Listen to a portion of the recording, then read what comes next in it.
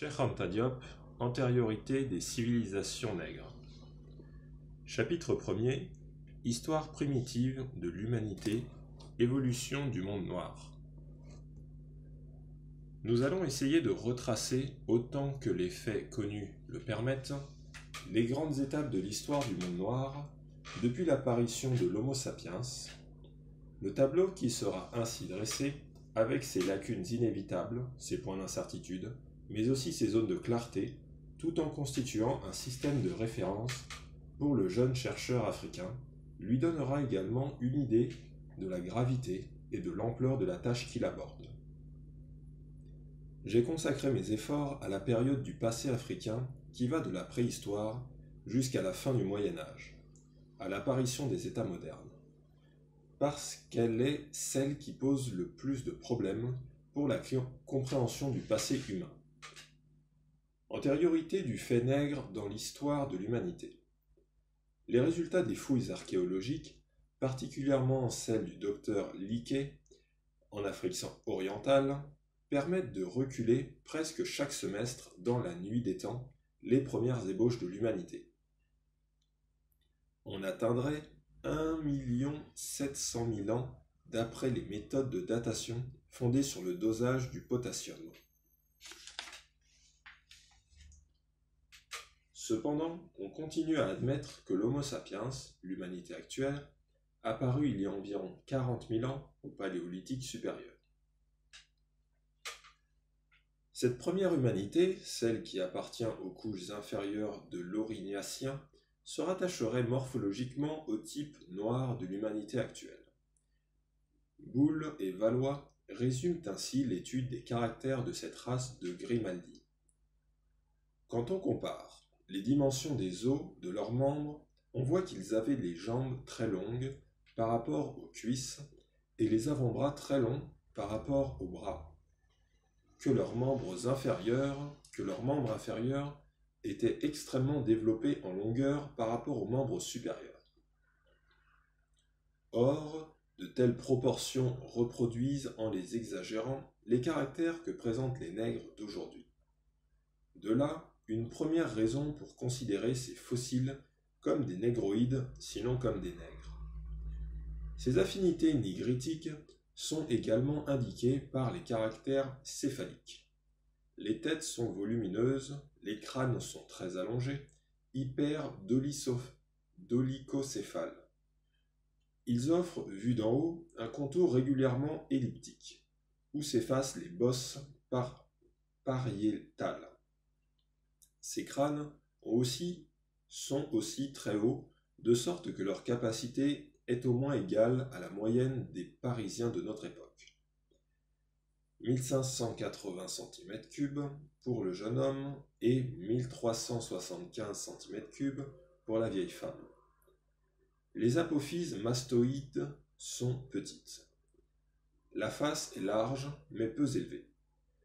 Tandis que le crâne est démesurément allongé d'avant en arrière, on dit que la tête est disharmonique. Le front est bien développé, droit, les arcades orbitaires sont peu saillantes. Les orbites sont larges, basses, subrectangulaires, leur bord inférieur est renversé en avant. Le nez, déprimé à sa racine, est très large.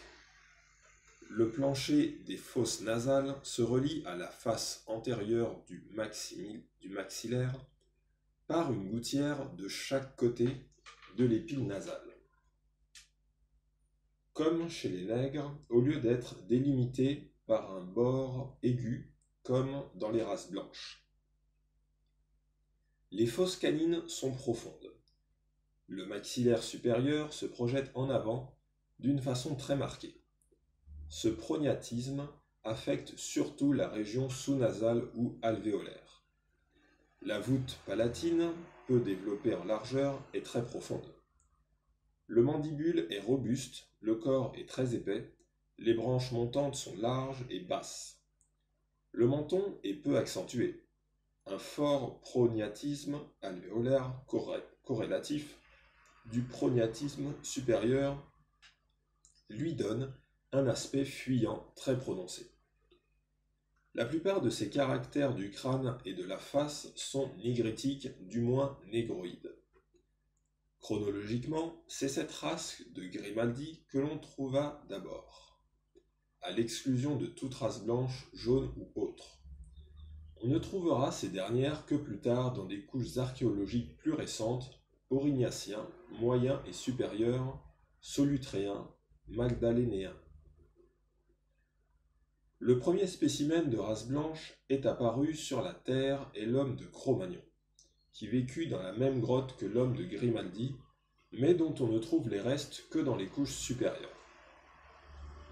L'homme de Chancelade, qui serait le prototype de la race jaune, est encore plus récent. Il vécut au Magdalénien. Les autres types d'hommes trouvés en Europe appartiendraient à la race de Cro-Magnon. L'homme de Predmost et celui de Brno seraient des cro-magnoïdes à caractère néandertalien.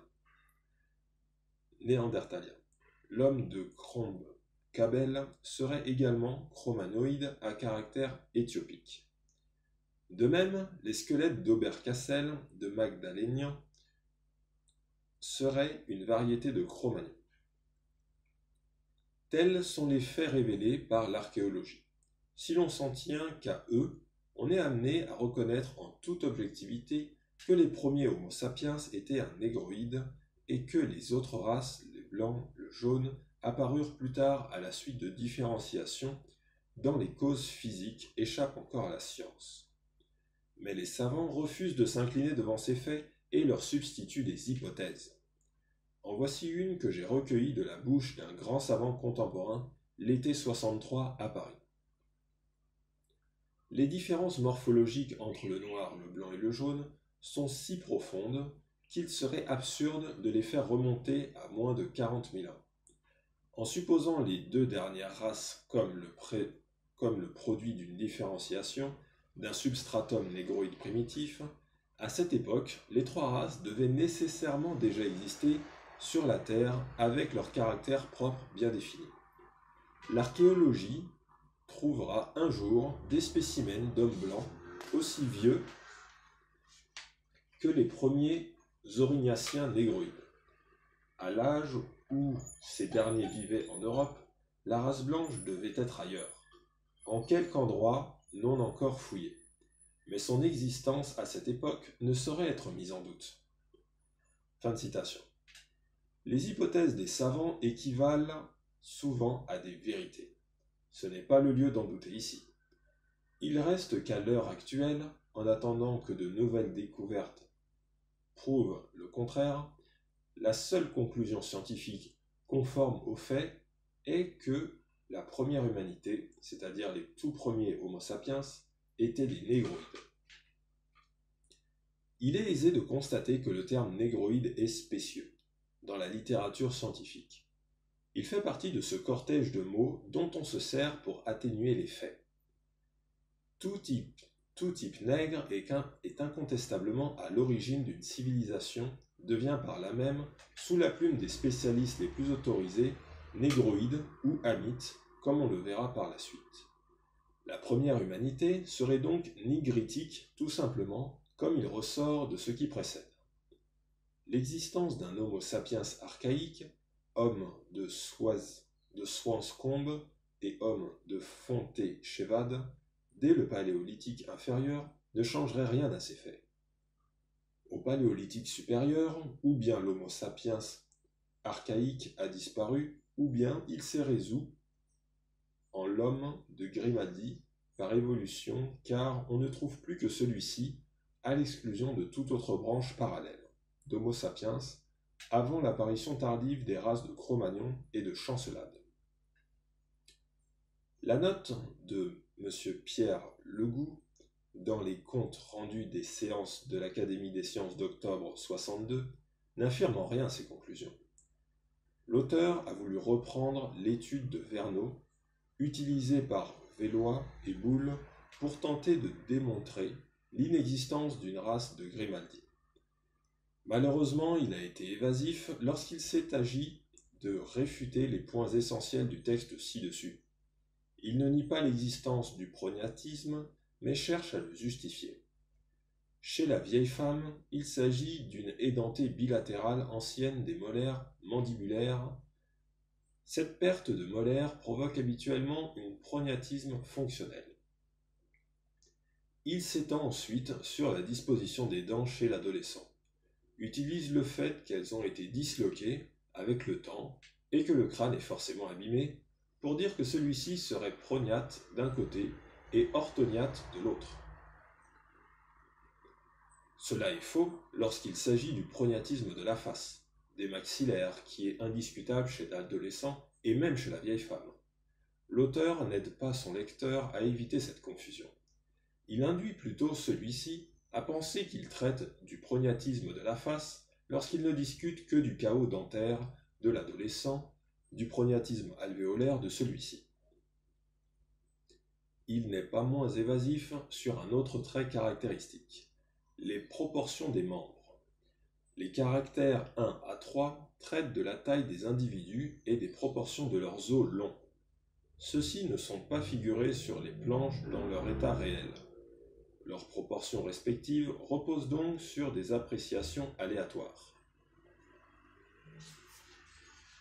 L'auteur, qui a eu accès à ces pièces originales du musée de Monaco, aurait dû fournir ici, péremptoirement, la valeur numérique des proportions des os longs, des os supérieurs et inférieurs, et démontrer qu'elles ne sont pas nigritiques.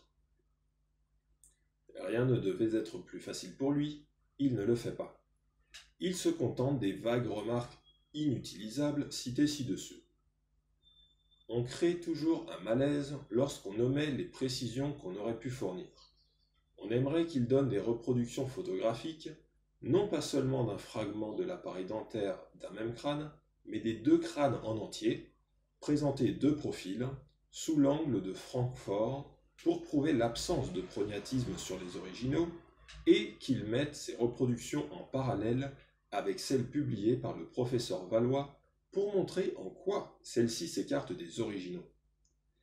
Il passe complètement sous silence la remarque capitale du professeur Valois sur le plancher des fosses nasales. Remarque qui, à elle seule, suffit à ruiner toute sa théorie.